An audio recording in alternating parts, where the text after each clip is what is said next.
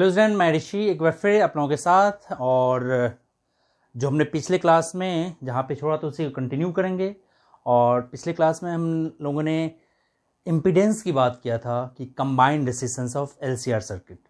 और आप लिंक में जाके उसको आप देख सकते हैं, पिछले दोनों वीडियो जिसमें हमने पिछले दो क्लास में एक एवरेज वैल्यू, आरएमएस वैल्यू और AC circuit containing resistance, coil, capacitor, फिर तीनों कंबाइंड किया था और हम लोगों ने पिछले ड्राइव किया था।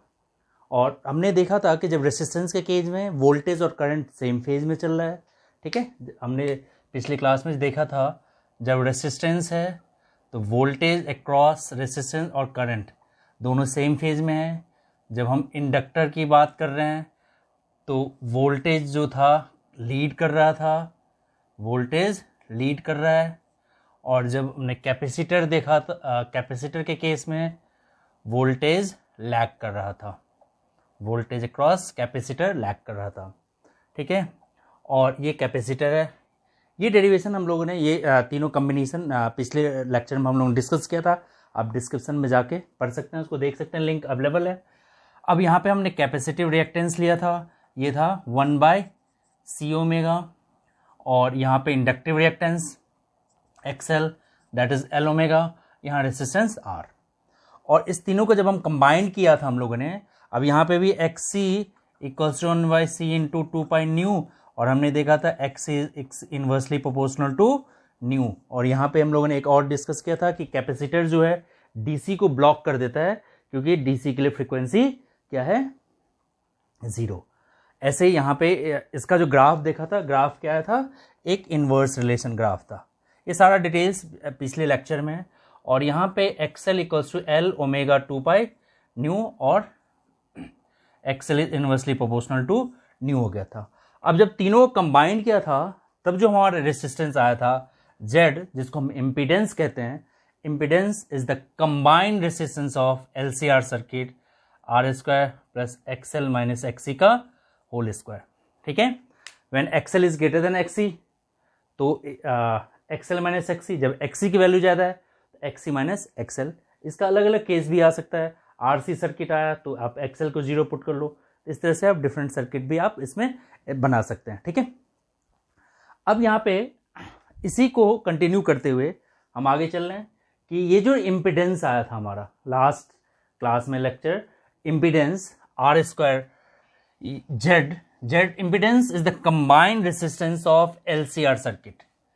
Impedance, it is the combined resistance of LCR circuit. तो Z जो आया था, Z आया था हमारा under root R² plus XL minus XC का होल स्क्वायर। हमारा जो ये ग्राफ था ये था current and voltage across resistor VL और ये VC, और ये हमारा E0 था, ये ओमेगा टी और OPQ, और ये था हमारा VL माइनस VC। ये कब होगा, when VL is greater than VC and vice versa भी है। अगर VC ग्रेटर होगा तो रिजल्टेंट ये आ जाएगा, ठीक है। और ये जो ट्रायंगल है omega T that is phi, इस ट्रायंगल को हम कहते हैं इम्पीडेंस ट्रायंगल, ठीक है। और इम्पीडेंस ट्रायंगल क्या आ जाएगा, tan phi is equals to tan perpendicular यानी PQ अपॉन OP, और PQ क्या था हमारा, VL minus VC upon OP क्या है हमारा, R। VL क्या होता है, current into resistance minus current into resistance upon current into resistance. तो tan phi is equals to, इसको I कॉमन लेके cancel, XL minus XC by R, ठीक है। That is the impedance. अब यहां पे देखो ये रिजल्टेंट, ये जो Z है that is the combined resistance of LCR circuit. अब ये रेसिस्टेंस इस सर्किट में मैक्सिमम करंट का जो सिचुएशन है वो कब होगा, तो जब रेसिस्टेंस मिनिमम हो। किसी भी सर्किट में इस ट्रायंगल मैक्सिमम रेसिस्टेंस कब होगा, मैक्सिमम करंट कब होगा, जब क्या है, रेसिस्टेंस मिनिमम हो। तो वो जो सिचुएशन है that situation is called resonance. Resonance वो सिचुएशन है जहां पे एक्सएल इक्वल्स टू क्या हो जाएगा, एक्सी। इस केस में एक्सएल इक्वल्स टू एक्सी होते ही क्या हो जाएगा आपका कि ये 0 हो जाएगा, तो रेसिस्टेंस क्या हो जाएगा, यानी कंबाइंड रेसिस्टेंस जेड इंपीडेंस किसके इक्वल हो जाएगा, आर के इक्वल हो जाएगा, प्योरली रेसिस्टिव बन जाएगा।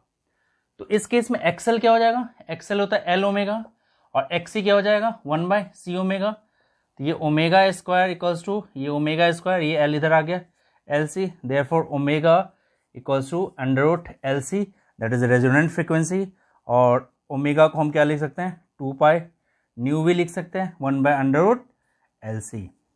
ठीक है, तो देयरफॉर यहां से देखो new resonant equals to 1/2π√LC। ये हमारा सिचुएशन है रेजोनेंस। रेजोनेंस दैट फिनोमिनन, वो एक फिनोमिनन है जहां पे सर्किट में करंट क्या हो जाए, मैक्सिमम हो जाए, मैक्सिमम करंट। तो मैक्सिमम करंट कब होगा, जब सर्किट में रेसिस्टेंस क्या हो जाएगा, मिनिमम। मिनिमम रेसिस्टेंस मीन्स ये जो एक्सएल माइनस एक्सी ये नेट 0 हो जाता है। अब वो जो सिचुएशन है रेजोनेंस के केस में, सर्किट के अंदर जो इम्पीडेंस होता है वो आर के इक्वल होता है, यानी वो सर्किट क्या होता है, प्योरली रेसिस्टिव सर्किट होता है। ठीक है, तो यहां पे ये जो कंसेप्ट है, अब इस पे एक क्वेश्चन से एक देखो,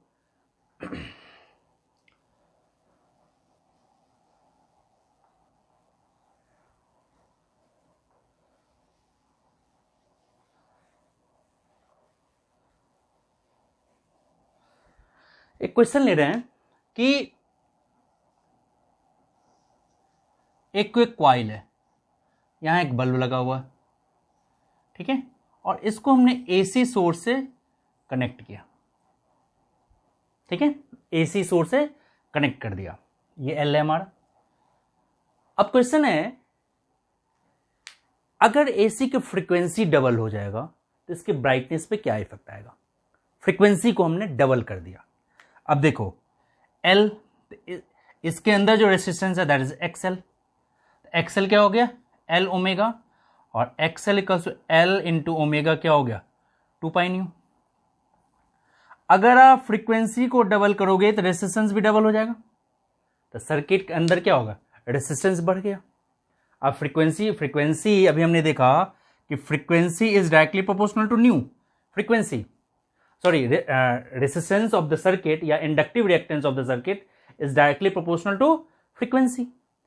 अगर हम फ्रीक्वेंसी को डबल करेंगे तो सर्किट के अंदर रेसिस्टेंस भी डबल हो जाएगा, और सर्किट के अंदर रेसिस्टेंस डबल हुआ तो इसके करंट का फ्लो क्या होगा, कम हो जाएगा। रेसिस्टेंस बढ़ते ही करंट फ्लो कम हो गया तो इसकी ब्राइटनेस क्या हो जाएगी, कम हो जाएगी।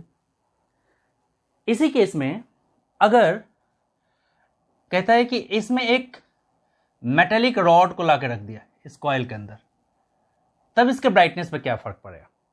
पहला तो फ्रीक्वेंसी पे डिपेंड कर रहा है, अगर फ्रीक्वेंसी बढ़ाएंगे तो रेसिस्टेंस बढ़ जाएगा सर्किट का, तो ब्राइटनेस कम हो गया।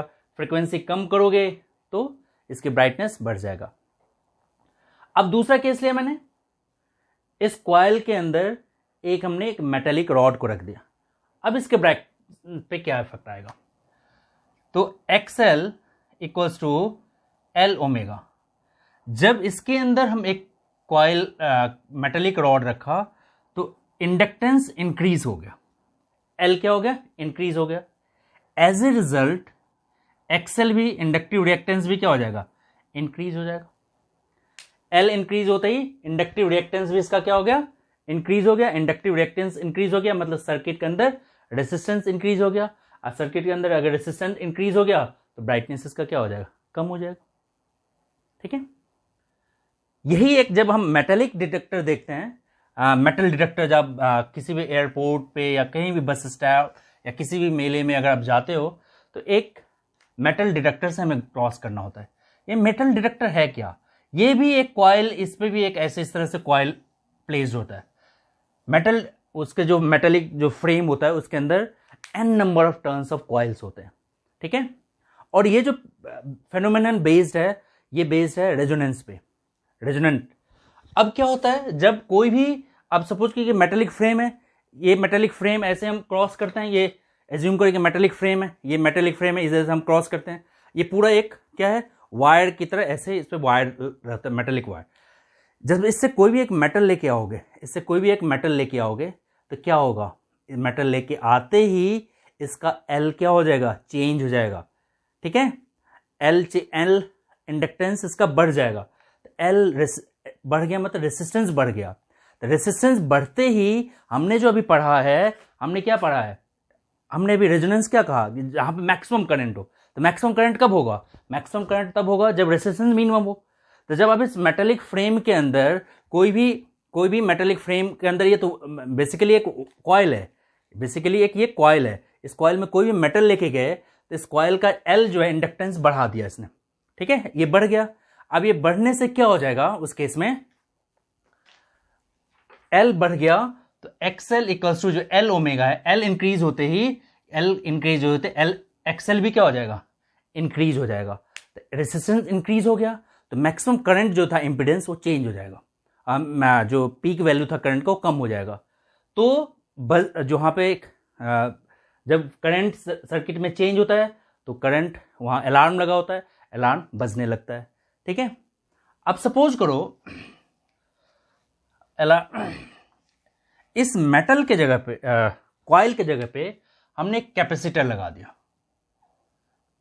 फिर एक बल्ब लगाया। अब क्या इफेक्ट आएगा, यहां एक चीज और देखो, कॉइल लगाया, अब वहां पे अगर हम फ्रीक्वेंसी को डबल करते हैं तो इसके ब्राइटनेस पे क्या इफेक्ट आएगा। तो अभी हमने क्या पढ़ा, हमने पढ़ा कि X equals to 1/c omega और X equals to 1/2 pi nu. अगर न्यू को आप इंक्रीज करेंगे तो एक्सी क्या हो जाएगा, डिक्रीज हो जाएगा। ठीक है, क्योंकि XC is inversely proportional to frequency, XC is inversely proportional to frequency. तो अगर हम फ्रीक्वेंसी को डबल कर देंगे तो जो कैपेसिटर के अंदर रेसिस्टेंस है वो हाफ हो जाएगा। रेसिस्टेंस हाफ हो गया मतलब उसका फ्लो क्या हो गया, करंट का रेसिस्टेंस जितना कम होगा तो फ्लो उतना ही ज्यादा हो गया। अब फ्लो ज्यादा हुआ तो क्या हुआ, ब्राइटनेस बढ़ जाएगा। तो दूसरा जो केस है हमारा कि अगर हम कैपेसिटर लगा देते हैं तो क्या इफेक्ट आएगा, तो कैपेसिटर लगाने से अगर फ्रीक्वेंसी चेंज हुआ, अगर फ्रीक्वेंसी कम हुआ, जितना कम करोगे रेसिस्टेंस उतना बढ़ेगा। तो फ्रीक्वेंसी कम करोगे तो इसकी ब्राइटनेस क्या हो गया, बढ़ जाएगा, कम हो जाएगा। क्योंकि सॉरी, इसको जितना कम करेंगे ये जितना कम होगा, एक्सी इनवर्सली रिलेशन है। ठीक है, तो न्यू कम हुआ तो रेसिस्टेंस बढ़ गया, और फ्रीक्वेंसी बढ़ा देंगे तो रेसिस्टेंस कम हो जाएगा। और जितना रेसिस्टेंस इफेक्ट करेगा, जितना अगर रेसिस्टेंस बढ़ रहा है तो ब्राइटनेस कम हो जाएगा, रेसिस्टेंस कम हो रहा है तो ब्राइटनेस बढ़ जाएगा। तो ये बेसिक फंडा है। ठीक है, अब देखो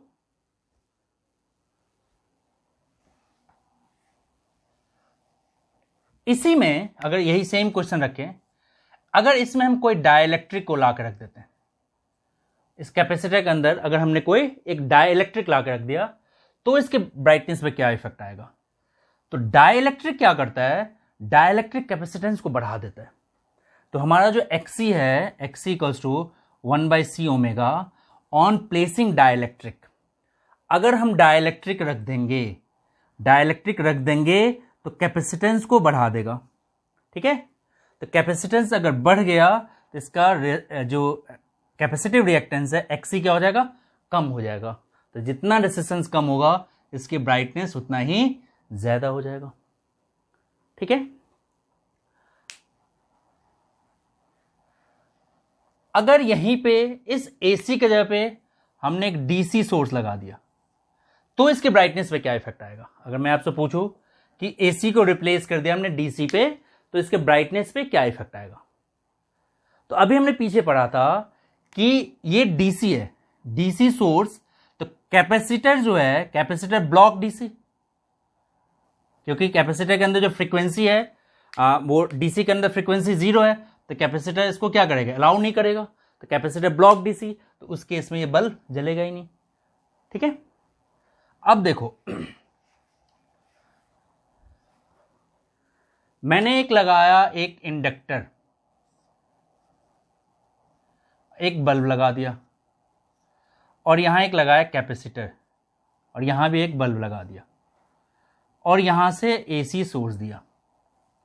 आपसे पूछो कि कौन सी बल्ब पहले जलेगा, कौन सी बल्ब पहले जलेगा? तो जिसके पास करंट पहले पहुंचा वही बल्ब जल्दी जलेगा।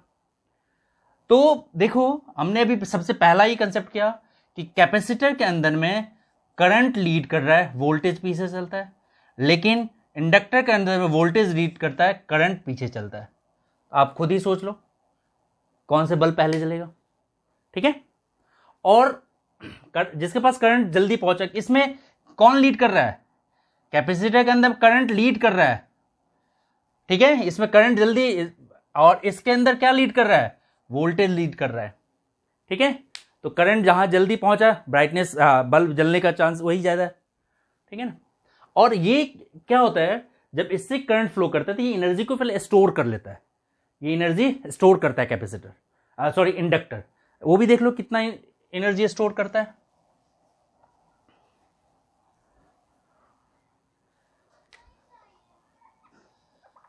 Energy store in a capacitor तो हमने पढ़ा हुआ है, इंडक्टर देखो E equals to I L D I by D T. यहाँ नेगेटिव साइन भी है, जब हमने लेंज लॉ पढ़ा था तो वहाँ नेगेटिव साइन क्या कहता है कि induced EMF has tendency to oppose, तो वो नेगेटिव साइन भी यहाँ होता है। और पावर क्या होता है? E into I, power V into I. तो E तो हमारे पास कितना है? L D I by D T, और I तो है ही, and power, a power that is rate of doing work, तो D W by D T power equals to L I D I by D T. D T cancel चला जाएगा, therefore D W is equals to L I D I. तो D W, तो W क्या हो जाएगा? Integration L I into D I. I change कहां से कहां तक? आई चेंज 0 से maximum, that is I not तक, ठीक है। तो ये क्या आ जाएगा हमारा?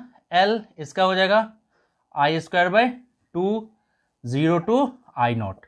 तो क्या हो जाएगा? Upper limit I naught square by 2 minus 0, तो work done that is half L I naught square, that is energy stored in a capacitor, energy stored in a capacitor, that is half L I naught square, ठीक है। अब यहां पे ये एक और concept देखो, शार्पनेस ऑफ रेजोनेंस। रेजोनेंस का सिचुएशन अभी मैंने बताया, रेजोनेंस वो फिनोमेनन है जहां पे करंट क्या हो जाए? मैक्सिमम हो जाए, ठीक है। That frequency is called resonant frequency. अगर मैं देखो, अगर ये मैं ग्राफ एक बनाऊं आपसे, कहो कि ये फ्रीक्वेंसी ओमेगा वर्सेस आई है,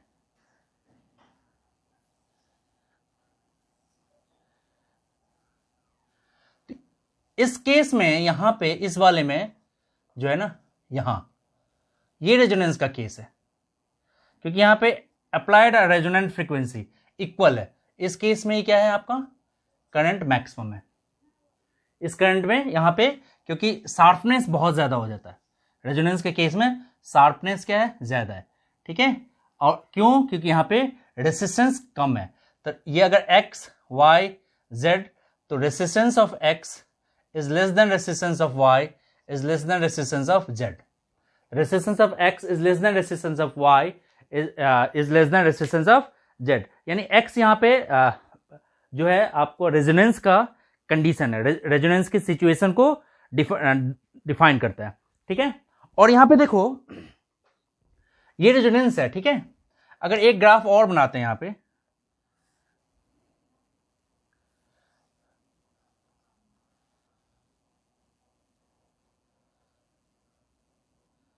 ये ओमेगा आर है, ओमेगा रेजोनेंट फ्रीक्वेंसी है, ओमेगा जो रेजोनेंट के इक्वल है।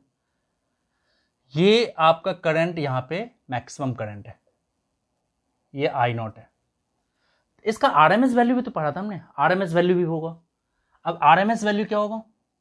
सपोज करो कि यहां कहीं आ रहा है, और यहां ये फ्रीक्वेंसी वर्सेस करंट का ग्राफ है। यहां पे ये फ्रीक्वेंसी है ओमेगा नॉट, और ये सेम यहां पे फ्रीक्वेंसी है ओमेगा 2, ये ओमेगा 1, और यहां दोनों में डिफरेंस है, और ये करंट जो है इफेक्टिव है, इफेक्टिव करंट यहाँ पे आ रहा है। और ये यहाँ से यहाँ तक का जो विड्थ है that is called bandwidth. इसको हम क्या कहते हैं? बैंड विड्थ, यानी delta omega change in frequency, यानी omega 2 minus omega naught, that is the bandwidth. और यही बैंड विड्थ यहाँ पे जो ओमेगा 2 फ्रीक्वेंसी वर्सेस करंट का ग्राफ बनाया हमने, ओमेगा 2, और इसी से हम डिफाइन कर लेते हैं क्वालिटी फैक्टर। तो क्वालिटी फैक्टर कहता है कि resonant frequency upon bandwidth. तो क्वालिटी फैक्टर अगर हम देखें यहाँ पे, Q factor, quality factor Q, ये कहता है resonant frequency upon bandwidth. तो रेजोनेंट फ्रीक्वेंसी यही है ओमेगा, ओमेगा आर, और ये हो जाएगा omega 2 minus omega, that is omega R upon delta omega. तो resonant frequency upon change in frequency यानी omega, that is called R. और ये आपको पता ही है कि यहाँ पे जो करंट, इफेक्टिव करंट कैसे निकालते हैं? आई इफेक्टिव कैसे निकालोगे? I effective equals to V effective upon R. अब वी इफेक्टिव और ये हमारा आई नॉट क्या हो जाएगा? E naught by 2, sorry E naught by R. और एक और रिलेशन हमने पढ़ा था, E naught by √2 is equals to E effective voltage, यानी आरएमएस। इफेक्टिव मतलब आरएमएस। तो यहां से ये क्वालिटी फैक्टर है, ई इफेक्टिव जो हो जाएगा ई इफेक्टिव बाय आर। और ई इफेक्टिव क्या लिख सकते हैं हम इसको? √2, ठीक है, यही ठीक है यहां तक, ई इफेक्टिव बाय आर, ठीक है। और इसको इसका टर्म में अगर हम लिखना चाहें तो इसको हम लिख सकते हैं ई नॉट बाय √2 आर। अब बैंडविड्थ, ये दोनों का हमारा बैंडविड्थ है। अब इस पे एक दो क्वेश्चन हम और देखते हैं कि क्वेश्चन किस तरह से आता है इसके केस में, रेजोनेंस के केस में। देखो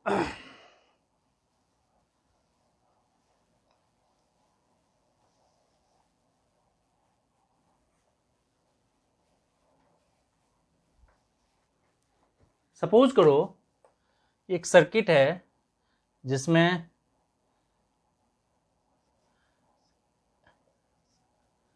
तीनों कनेक्टेड है और ये फ्रीक्वेंसी एसी फ्रीक्वेंसी से कनेक्टेड है। ये आर है, आर हमें आर दिया हुआ है 5 ओम, और ये हमारा एल है, ये आर है, नहीं ये सी है, और ये इसको ऐसा करो, ये एल है, ये सी है, और ये आर है, और ये है 5 हेनरी दिया हुआ है। अगर इसको हम ले लें 80 में, एनसीईआरटी में इस तरह का क्वेश्चन है, ये 5, ठीक है। अब इसमें कहता है कि रेजोनेंट फ्रीक्वेंसी क्या होगा, रेजोनेंट फ्रीक्वेंसी कितना होगा, इसकी वैल्यू फाइंड करो। तो पहले रेजोनेंस के केस में हमें तो एक चीज लिख लो कि आर इक्वल्स टू क्या होता है, आर स्क्वायर, ये दिया हुआ 230 वोल्ट, ठीक है। और ये जो दिया होता है ये इफेक्टिव दिया होता है, आरएमएस दिया होता है, ठीक है। तो ये हो जाएगा एक्सएल माइनस एक्सी का होल स्क्वायर, पहली बात तो ये। अब ये कह रहे हैं, अगर इसमें कहते हैं कि फाइंड द रेजोनेंट फ्रीक्वेंसी, तो रेजोनेंस सिचुएशन क्या होता है? अभी हमने किया ओमेगा इक्वल्स टू √LC, तो 1/ओमेगा एल कितना है? एल हमें 5 हेनरी, ठीक है, और सी है 80 म्यू, तो 5 × 80 × 10⁻⁻⁶, ठीक है। तो इसको सॉल्व करो तो ये हो जाएगा 50, ठीक है ना, 50 रेडियन पर सेकेंड। ये हमारा आ गया ओमेगा, रेजोनेंट फ्रीक्वेंसी आ गया। कि रेजोनेंस के सिचुएशन वो होता है कि जहां पे एक्सएल इक्वल्स टू एक्सी। एक क्वेश्चन ये था कि एक इंडक्टर, एक कैपेसिटर और रेसिस्टर एक सीरीज में कनेक्टेड है 230 वोल्ट एसी से, 230 वोल्ट एसी। तो फाइंड द रेजोनेंट फ्रीक्वेंसी। तो रेजोनेंस का क्या कंडीशन है? रेजोनेंस का वो है XL, when XL equals to XC. तो एक्सएल इक्वल्स टू एक्सी, तो एक्सएल होता है एल ओमेगा, एक्सी होता है 1/c ओमेगा, सी ओमेगा, तो omega square equals to 1/LC, therefore omega equals to 1/√LC। अभी हमने ये पीछे डिराइव किया था। तो इसमें फाइंड करना था रेजोनेंट फ्रीक्वेंसी। दूसरा फाइंड कर रहे हैं इंपिडेंस। तो रेजोनेंस के केस में एट रेजोनेंस इंपिडेंस जो है जेड आर के इक्वल होता है, एट रेजोनेंस हो गया तो ये तो 0 हो गया, ठीक है। ये अगर 0 हो गया तो ये R के इक्वल हो जाएगा। At resonance the frequency of the at resonance the resistance of the circuit is equal to the impedance, किसके इक्वल है, resistance of the circuit. Circuit के अंदर जितना रेसिस्टेंस है उसी के इक्वल क्या हो जाएगा, उसका इंपेडेंस हो जाएगा, रेसिस्टेंस हो जाएगा। अब यहां से रेसिस्टेंस भी फाइंड आउट हो गया, इंपेडेंस भी फाइंड आउट हो गया, फ्रीक्वेंसी भी फाइंड आउट हो गया, ठीक है। तो अब आर की वैल्यू हमने 5 लिया हो ना, इसमें सॉल्व करने के इसको 40 ले लेते हैं इजी करने के लिए, 40 ओम। तो ये जेड जो हो जाएगा एनसीईआरटी में 40 है, हो जाएगा 40 ओम, ठीक है। अब दो चीज आ गया, अब हमें चाहिए maximum current at resonance, maximum current. तो मैक्सिमम करंट का क्या देखा अभी हमने, आई नॉट क्या हो जाएगा, E naught by √2 current into R. Simply देखो E naught by R that is the maximum current. E naught तो है ही नहीं, अभी हमारे पास रिलेशन था E naught by √2 equals to E effective, therefore E naught equals to √2 into E effective. तो इसको लिख देते हैं √2 इंटू ई इफेक्टिव, और आर और जेड इक्वल है यहाँ पे, ई इफेक्टिव अपॉन जेड। तो ई √2 इंटू ई इफेक्टिव जो सर्किट में गिवन है तो इफेक्टिव होता है 230 डिवाइडेड बाय क्या, आर यानी जेड, ये हो गया 40, कैंसिल हो जाएगा। तो हो जाएगा 20, जो भी है इसका solution 20 into 1.41 upon 4, that is the maximum current of the circuit.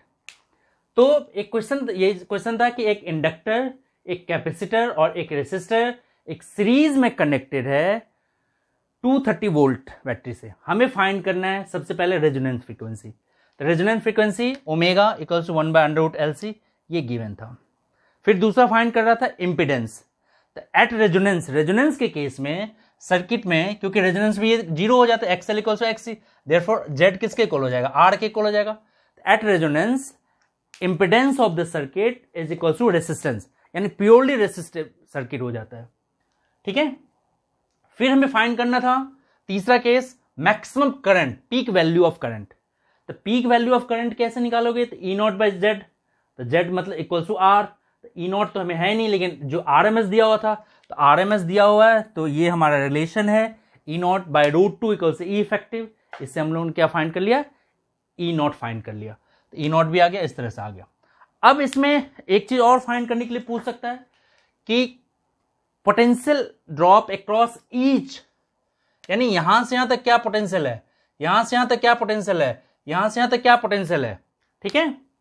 तो पोटेंशियल जब हमें ईच के साथ निकालना है तो पोटेंशियल क्या हो जाएगा, पोटेंशियल अक्रॉस इंडक्टर यानी करंट इनटू एक्सएल। करंट कौन सा लेंगे, तो इफेक्टिव इनटू एक्सएल क्या हो जाएगा, एल ओमेगा हो जाएगा। तो ये हो जाएगा पोटेंशियल अक्रॉस एल। अब इफेक्टिव कैसे निकालोगे, तो ये आई ई नॉट तो निकाला ही है, तो आई इफेक्टिव कैसे निकलेगा, आई इफेक्टिव निकलेगा ई इफेक्टिव अपॉन जेड। ई इफेक्टिव कितना था 230 अपॉन जेड कितना है 40, ये इफेक्टिव करंट आ गया। ये आ गया आपका एल गिवन है, ओमेगा हमने 50 पीछे निकाल लिया, तो पोटेंशियल अक्रॉस एल। ऐसे ही पोटेंशियल अक्रॉस सी जो हो जाएगा, ये हो जाएगा आई इफेक्टिव इंटू एक्सी। तो आई इफेक्टिव तो हमने यहां निकाल लिया, एक्सी क्या होता है, एंड 23/4 एक्सी क्या हो जाएगा 1/c ओमेगा। हमारे पास सी भी गिवन है, हमने ओमेगा पहले फाइंड कर लिया। तो एक कंप्लीट क्वेश्चन, इसमें सब कुछ फाइंड आउट हो जाता है। पहला ये क्वेश्चन था कि LCR जो सबकी वैल्यू दी हुआ है, एक 230 वोल्ट AC सोर्स से कनेक्टेड है, फाइंड द क्या क्या निकाला था हमने इसमें, हमने फाइंड किया था पहला तो रेजोनेंट फ्रीक्वेंसी फाइंड किया था, फिर दूसरा हमें फाइंड क्या किया था हम लोगों ने, इम्पिडेंस फाइंड किया था। तो इंडक्ट प्योर जो रेजोनेंस के केस में इम्पिडेंस जो होता है वो किसके इक्वल होता है, जेड के इक्वल होता है, ठीक है। और फिर हमने peak value of current find किया, या एम्पलीट्यूड ऑफ करंट भी कह सकते हैं, तो find the amplitude of current, ये एम्पलीट्यूड ऑफ करंट ही है। फिर पोटेंशियल अक्रॉस ईच रेसिस्टर, तो potential across each resistor find कर लिया। तो इस तरह की एक इंपॉर्टेंट क्वेश्चन है, एनसीईआरटी का क्वेश्चन है। एक दो क्वेश्चन अभी और हम करेंगे, और जो क्वेश्चंस है इसी पे बेस्ड होगा, LCR सर्किट पे बेस्ड होगा। तो अभी देखो 1-2 क्वेश्चन और करते हैं क्या कैसा आता। अब देखो एक और क्वेश्चन लेते हैं इसी में।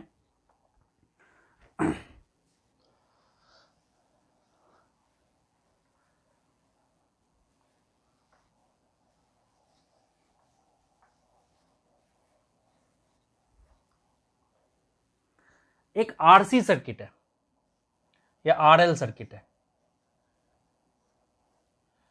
और यहां पे AC सोर्स से कनेक्टेड है और ये R गिवन है आपके पास 40 ओम और ये XL क्या है हमें फाइंड करना है, करंट भी फाइंड करना है, इंपीडेंस भी फाइंड करना है। L गिवन नहीं है और ये गिवन है 110 वोल्ट और ये सर्किट में कह रहा है कि करंट जो है वो लैग कर रहा है 36.9 डिग्री से, 36.9 डिग्री से करंट पीछे है इस सर्किट में। तो फाइंड करो इंपीडेंस, फाइंड करो, फाइंड इंडक्टिव रिएक्टेंस फाइंड करो और फिर इफेक्टिव करंट फाइंड करो। तो सबसे पहले देखो ये कौन सा सर्किट है, RC सर्किट है। तो इंपीडेंस क्या हो जाएगा, R² प्लस XL का स्क्वायर, क्योंकि XC तो 0 है तो XL स्क्वायर। ठीक है, अब XL हमारे पास नहीं है, सिर्फ R है 40 ओम और ये क्या गिवन है, करंट लैग कर 36। अब देखो ये जो हमारा कंसेप्ट था ये था फाई, ये हमारा R था, ये हमारा VL था, ये हमारा VR था और ये हमारा VC था। तो ये तो है ही नहीं, तो ये जो नेट है ये VL के इक्वल हो जाएगा। ठीक है, तो यहां इस वाले कंसेप्ट में क्योंकि ये नेट VL माइनस VC था, OPQ। ठीक है, तो tan phi is equals to जो इम्पिडेंस ट्रायंगल था हमने पढ़ा था XL माइनस XC बाय या फिर VL minus VC by VR। तो VC तो है ही नहीं यहाँ पे, सिर्फ RC सर्किट है, ये तो 0 हो गया। तो VL कितना हो गया, तो करंट इंटू XL और VR क्या हो जाएगा, current into resistance, that is tan phi. तो आई से आई कट गया तो एक रिलेशन आ गया tan phi is equals to XL by R। Therefore XL जो हो जाएगा हमारा R tan फाई और R तो गिवन है 40 और tan 36.9 डिग्री, यानी इसकी जो वैल्यू है ये वैसे पेपर में इस तरह की वैल्यू गिवन होगा 36 ये 3/4। तो यानी XL जो हो गया 40 इंटू 3/4, ये कैंसिल आउट हो जाएगा, तो हो गया 30 ओम, यानी आपका XL भी फाइंड आउट हो गया। कितना आ गया, 30 ओम। ठीक है, तो इससे XL फाइंड आउट हो गया। अब हमें चाहिए इम्पीडेंस, तो इम्पीडेंस क्या हो जाएगा यहां से, तो इम्पीडेंस तो आपको पता ही है, यहां हो गया 40 का स्क्वायर प्लस 30 का स्क्वायर, 1600 प्लस 900 यानी सीधे लिख देते हैं 2550, यानी 50 ओम इसका क्या हो गया, आपका इम्पीडेंस आ गया। अब चाहिए हमें maximum value of current, effective current. तो आई इफेक्टिव, पहले तो इफेक्टिव करंट निकालते हैं। आई इफेक्टिव क्या हो जाएगा, ई इफेक्टिव अपॉन जेड। ठीक है, ई इफेक्टिव गिवन है 110 अपॉन जेड कितना है, जेड हमने भी फाइंड किया 50 और ई नॉट क्या हो जाएगा, आई नॉट बाय जेड। तो आई नॉट क्या हो जाएगा, √2 into E effective bye Z. तो ये इस तरह के क्वेश्चन है, एनसीईआरटी में बहुत सारे ऐसा क्वेश्चन है, इसको आप दोबारा प्रैक्टिस कीजिए। एक क्लास और हम बाद में रखेंगे जिसमें कुछ इसमें हॉट क्वेश्चन को हम इंक्लूड करेंगे, तो इसको रिवाइज कर लीजिए। तब तक के लिए बाय।